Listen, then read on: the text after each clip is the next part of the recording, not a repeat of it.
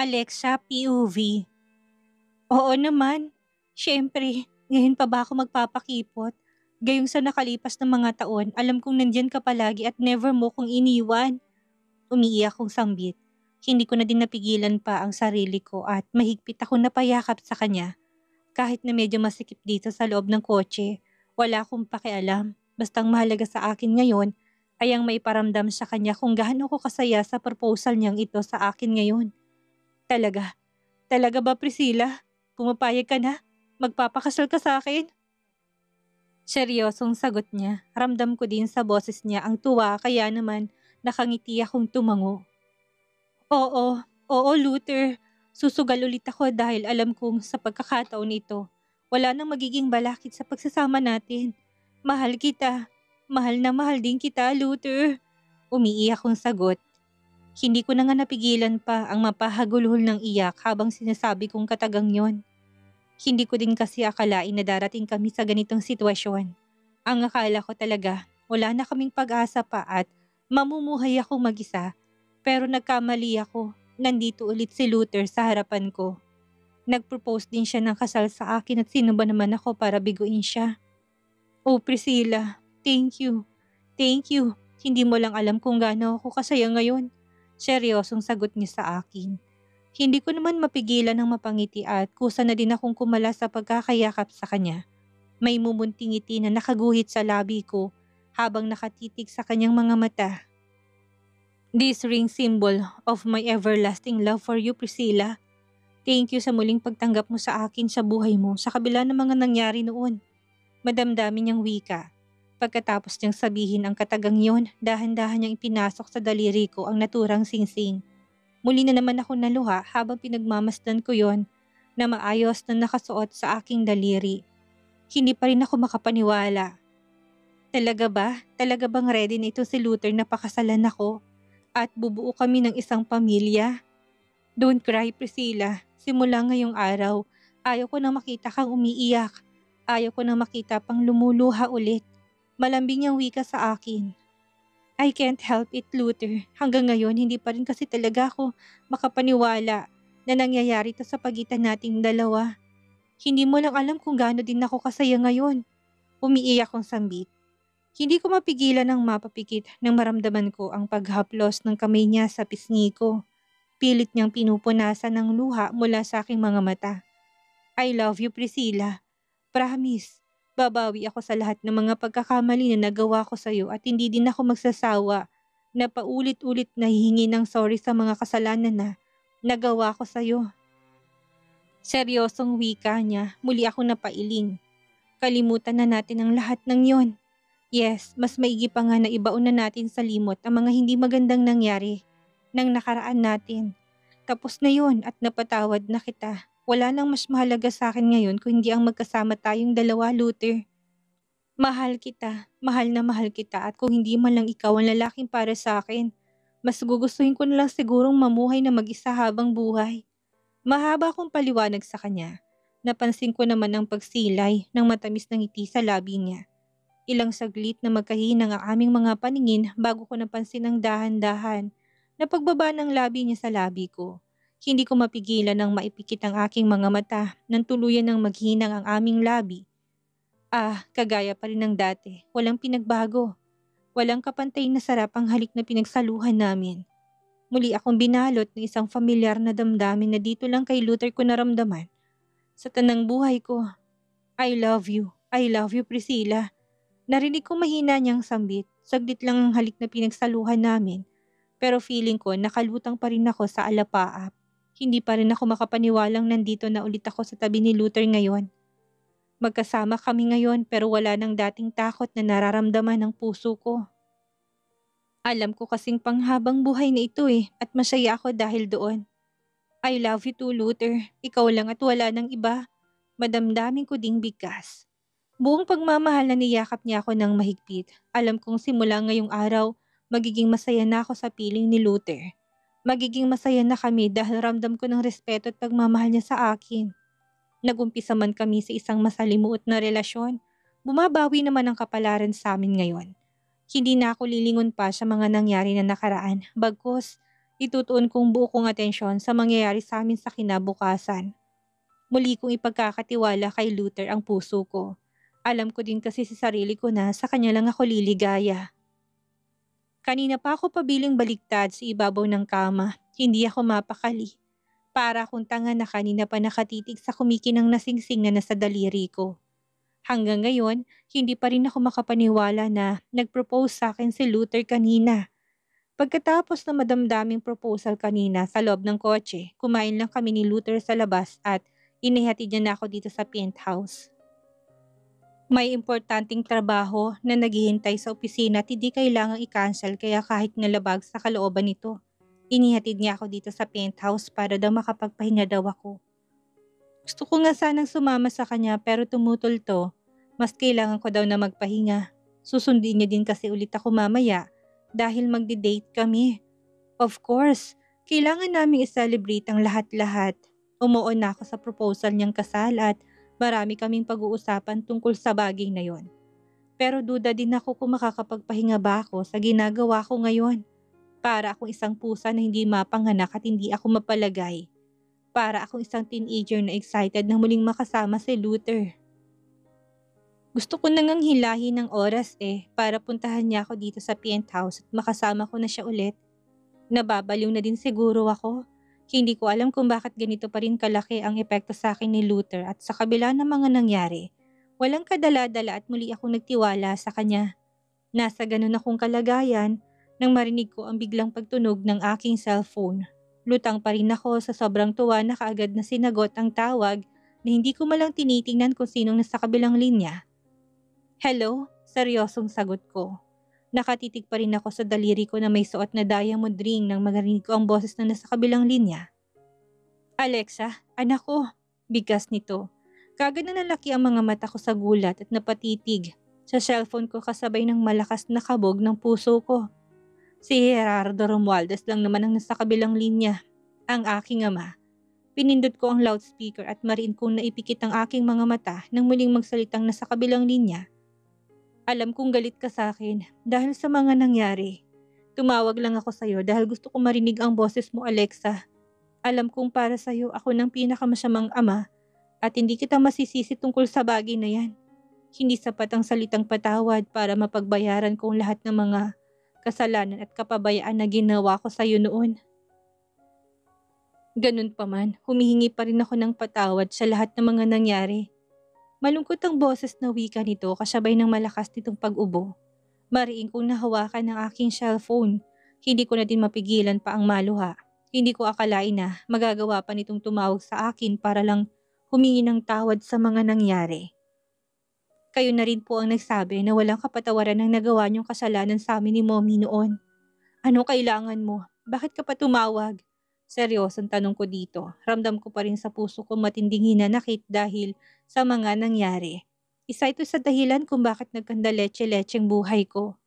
Alam ko't hindi na ako umaasa pa na mapapatawad mo ko, anak. Alam kong sa mga mata mo akong pinakamasamang tao sa balat ng lupa pero kakapalan ko ng mukha ko. Pwede ba kitang makita kahit na saglit lang? Seryosong tanong nito sa akin. Hindi ko alam kung anong mararamdaman ko. Hindi ko nga mapigilan pang mapalakas ang aking paghikbi. Alexa, kahit saglit lang, nakikiusap ako sa'yo, anak. Kahit na 5 minuto lang, hayaan mo kong makita ka, please, anak. Nakikiusap nitong bigkas. So, naalala mo na akong anak mo pagkatapos ng lahat-lahat? Pagkatapos ng maraming rejections na ginawa mo sa akin noon, saka ka ngayon tatawag para humingi ng tawad sa akin? Umiiyak ang tanong dito. Ramdam pa rin ng puso ko ang matinding hinanakit para dito. I am sorry, Alexa. I am sorry. Ramdam ko ang matinding lungkot sa boses nito habang nagsasalita ito kaya hindi ko mapigilan ang maipikit ang aking mga mata. Masama na ba akong anak ko sakaling hindi ko siya pagbibigyan sa hiling niya ngayon sa akin? Aware ako na mag-isa na lang ito sa buhay at nasa home for the aged na ito ngayon. Iniwan na ito ng kabit nito at pati ng anak-anakan nitong si Alvira ay nasa mental hospital daw. Hindi ko po maipapangako sa inyo kung kaya ko pa bang makipagkita sa inyo. Kayo po ang may kasalanan kung bakit maagang nawala si Mommy sa mundo. Kung hindi sana kayo naging makasarili. Hindi sana siya namatay sa sakit niya. Umiiyak kong sambit. Alam ko. Alam ko yun, Alexa, at labis kong pinagsisisihan ng lahat-lahat. Bawat minuto'y sinisingil ako ng matinding konsensya sa mga nangyari. Naging selfish at pabaya akong ama at asawa. Hindi ko malang inisip ang mga consequences na nagawa ko dati. Mahina nitong sambit. Lalo naman ako napahagulhol ng iyak. Ramdam ko rin kasi sa puso kong pangungulila para sa isang ama. Pero hindi. Ang sakit ay dinulot ng pagtakwil nito sa amin noon ay nananatili na yatang malaking sugat sa puso ko. Kaya lang, ayaw ko din kasi magdesisyon ng mga bagay-bagay na baka pagsisisihan ko din bandang huli. Matanda na si Gerardo. At kahit na pagbali-baliktarin man ang mundo, ama ko pa rin siya. Maga ang aking mga mata sa kakaiyak nang dumating si Luther dito sa penthouse. Pagkatapos kasi naming mag-usap ng aking ama na si Gerardo Romualdez, wala na akong ginawa kung hindi ang umiyak na umiyak. Muli kasing nanumbalik sa alaala ko ang mga nangyari noong nakaraan. Kung paano kami nito itinaboy ni Mommy na parang basahan. Nakalimutan ko na sanang lahat-lahat ng yun, pero dahil muli ko tong nakausap, muling nanumbalik sa isipan ko ang masasakit na nangyari ng nakaraan. Hey, anong nangyari? Teka lang, umiiyak ka ba? Nag-aalalang tanong ni Luther sa akin pagkatapos ko tong pagbuksan ng pintuan ng penthouse. Hindi ko na napigilan pa ang sarili ko at napahagulhol ako ng iyak na napayakap dito. Priscilla, bakit ka umiiyak? Teka, may nangyari ba habang wala ako? Seryosong tanong niya sa akin. Kagad naman ako umiling. Bakit ganun? Bakit kung sa nakalimutan ko ng lahat-lahat saka naman siya muling bumalik? Umiyak kong sabit kay Luther. Seryosong tanong niya. Naramdaman ko pang paghaplos niya sa likuran ko na para bang inaalo niya ako. Si Gerardo, ang ama ko si Gerardo Romualdez. Umiiyak kong sagot sa kanya. Hindi nakasagot si Luther pagkatapos kong sabihin ng katagang yon. Hinayaan niya lang din ako na umiyak sa bisig niya. Siya ang dahilan ng maagang pagpanaw ni Mommy, pero bakit parang hindi ko siya kayang tiisin? Sa kabila ng mga nangyari, bakit gusto ko pa rin siyang makita? Kahit nagalit ako sa kanya, ramdam ko pa rin na puso ko na gusto ko pa rin siyang makaharap, Luther. Umiyak kong sambit. Shh! Tahan na, Priscilla. Kung ano man ang sinisigaw ng puso mo, sundin mo. Sasamahan kita sa kanya kung kinakailangan. Para sa katahimikan, sundin mo kung anong dikta ng puso mo. Seryoso niyang sagot sa akin. Wala sa sariling napatingala ako sa kanya dahil sa sinabi niyang iyon sa akin. Okay lang ba? I mean, hindi ba awkward? Hindi siya naging mabuting ama sa akin. Dapat magalit ako sa kanya dahil sa ginawa niya eh. Umiiyak kong sambit. Bakit naman awkward? Kahit na ano pa man ang mangyari, ama mo pa rin siya. Kung sakali ba na baliwalain mo siya, magiging masaya ka ba? Priscilla, nandito lang ako sa tabi mo. Nahanda ka suportahan sa lahat ng oras. Seryosong bikas niya. Hindi ako nakaimik. Pilit ko tinitimbang sa puso kong mga sinasabi niya ngayon. Priscilla, para sa kapayapaan ng puso mo, I think ito na din ang tamang time para kausapin mo siya. Please, seryosong bigkas niya. Napatitig ako sa mga mata niya at nang mapansin kong sinseridad sa mga titig niya kaya tipid ako napangiti. Okay, samahan mo ako sa kanya. Mas maganda na rin siguro na once and for all, magkausap na din kami. Para sa kapanatagan ng kalooban ko. Gusto ko din siyang makausap. Gusto kong ilabas sa kanyang hinanakit sa puso na kay tagal kong inipon dahil pinabayaan niya kami. Seryosong sagot ko. Okay, your wish is my command. Bukas na bukas din sasamahan kita sa kanya. Sa ngayon, kailangan na muna nating mag-date. Hindi pwedeng hindi. Nakangiting bigkas niya. Otomatiko na gumuhit ang matamis ng ngiti sa labi ko at pating kayad ang ginawa ko para maabot ko ang labi niya. Yes, ako ang kusang humalik sa kanya na kaagad niya naman ding tinugon. Mainit namin na pinagsaluhan ng mainit na halik at kung hindi pa nga kami, parehong kinapos ng paghinga, hindi pa kami maghihiwalay.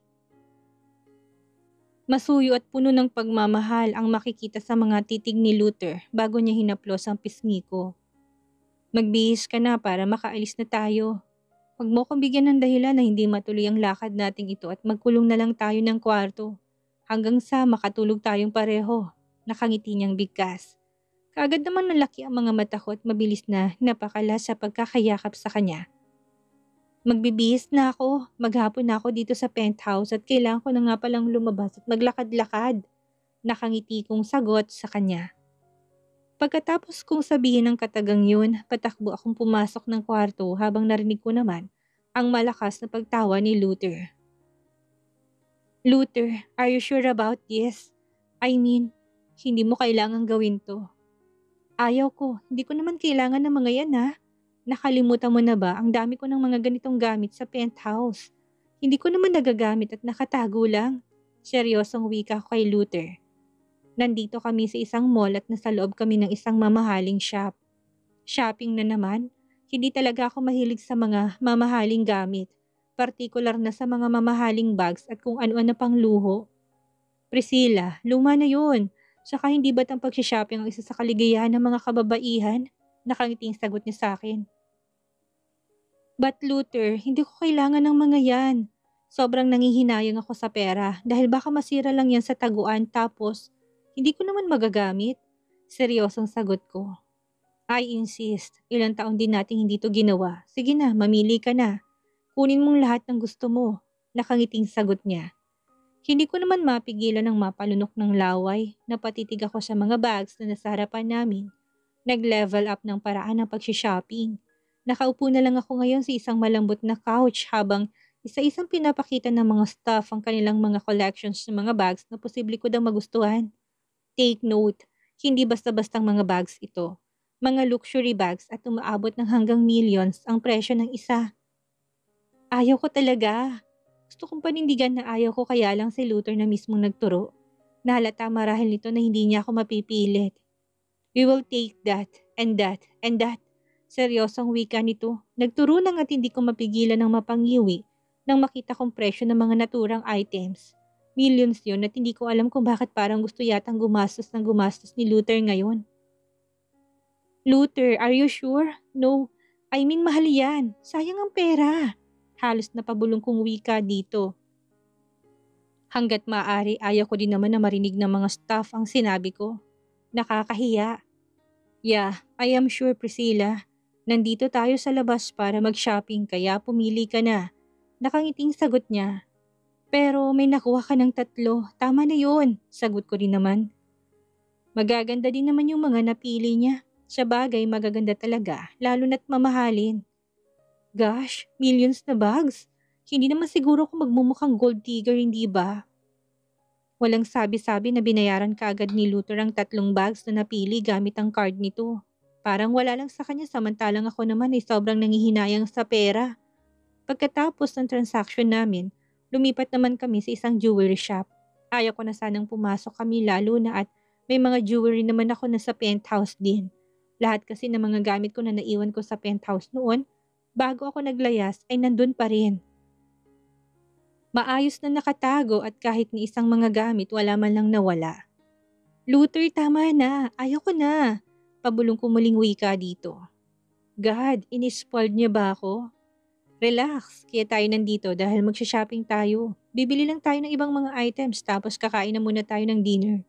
Bago tayo maglibot-libot ulit, nakangiting sagot niya sa akin. Hawak niya ako sa kamay at kaagad naman kami sinalubong ng mga staff ng naturang jewelry shop. Good evening sir, madam. Sabay-sabay pa na nilang bati. Tangulang ang naging sagot ni Luther samantalang hindi ko naman malaman kung ngingiti ba ako o hindi. Nahiya ako at the same time sobrang kinakabahan ako. Noong nagsasama pa kami ni Luther, palagi din akong binibigyan nitong si Luther ng mga jewelries. Kadalasan, pasalubong niya sa tuwing galing siya sa biyahe. Ito ang kauna-unahan na pagkakataon na nakapasok ako sa isang mamahaling jewelry shop at lahat ng mga nakikita ng mga mata ko ay kumikinang. This way sir, madam. Narinig ko muling wika ng staff na nag-a-assist sa amin. Wala sa sariling napakapit ako sa braso ni Luther habang patuloy kami naglalakad. Hanggang sa pumasok kami sa parang isang kwarto. Naupo kami ni Luther sa malambot na couch habang magkahawak kamay pa rin. Lalo akong na-amaze dahil may pa-complimentary drinks pa pala sila. Nakalagay sa isang kupita pero wala akong balak na inumin or tikman yon. Ninenervyos kasi ako sa mga nakikita kong mga alahas eh. Hi sir, thank you for coming. Actually, naka-ready na po mga new collections na ni-request niyo po kanina sa amin via phone call. Umpisang wika na nag-a-assist sa amin pagkatapos noon. May kinuha to sa isang salamin na cabinet at inilapag dito sa harap namin. ang tatlong iba't ibang katamtamang hugis ng box kung saan makikita sa loob ang mga kumikinang na mga alahas, iba-ibang design at iba't iba rin ang hugis ng mga diamante. What do you think, Priscilla? Nakangiting baling ni Luther sa akin.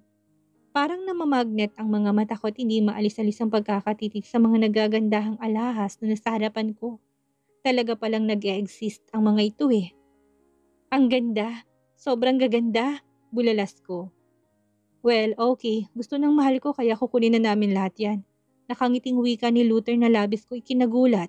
Ang akala ko kasi pipili lang ako ng isa pero hindi ko naman nakalain na lahat pala. Gosh, nagbabawas ba ng pera tong si Luther? Oh, thank you sir. Thank you so much. We will wrap it right away, sir.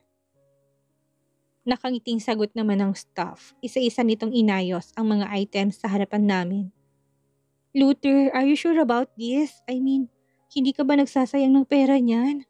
Pamulong kong tanong dito. Talagang inilapit ko pang bibig ko sa tenga niya para marinig niya ako ng maayos.